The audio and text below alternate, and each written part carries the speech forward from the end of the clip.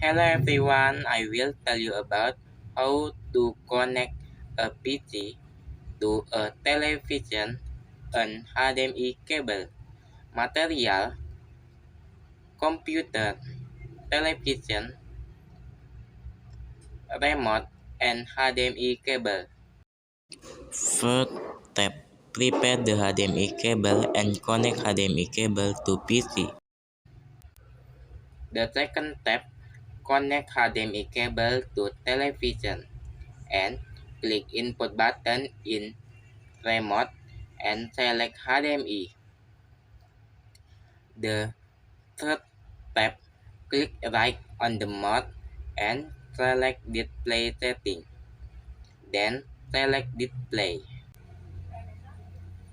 The fourth step, click detect and click identity.